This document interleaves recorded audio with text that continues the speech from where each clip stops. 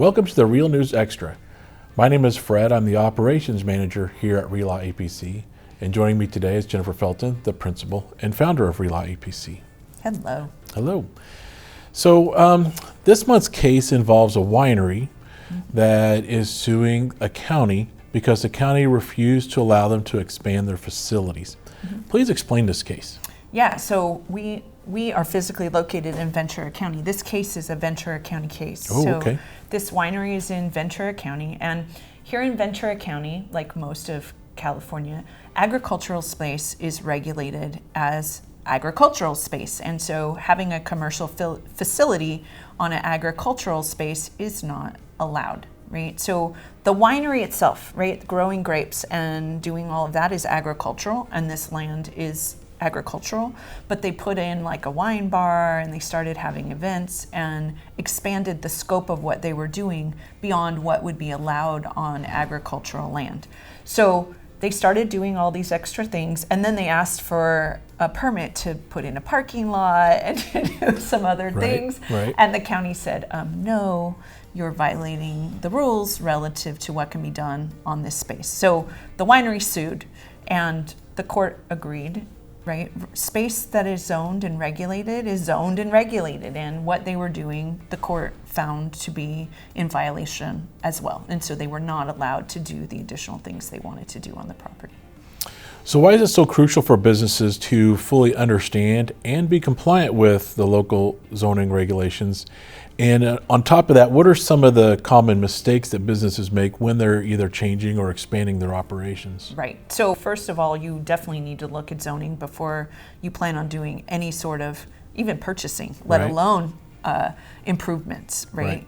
Because every piece of property is regulated, and if you don't know or understand those regulations, the property may not be usable for the purpose you intended to use it for.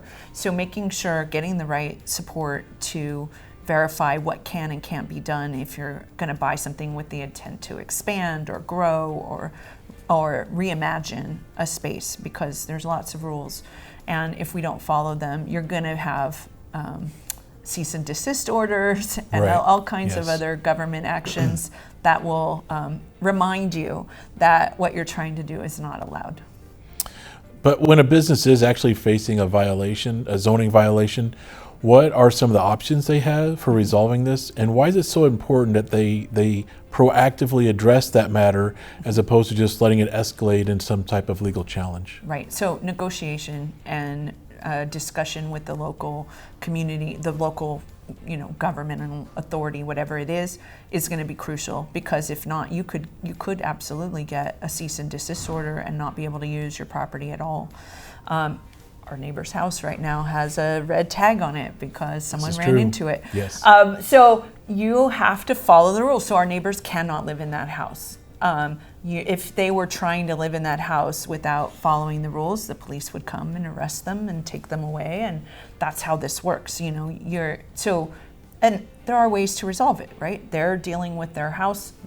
These people are going to have to build a facility somewhere else to do what they want to do. The business that they want to do is just not going to be able to be done at that location, and so they're going to have to adapt and adjust to make it work, or they're going to be in a constant battle, which it itself will eat up any profits you're trying to make. Yes. Yep. Thank you. If you're enjoying this episode of the Real News Extra, I ask that you either click like or subscribe and click that little bell for future notifications. My name is Fred. I thank you for watching the Real News Extra and look forward to seeing you on the next episode.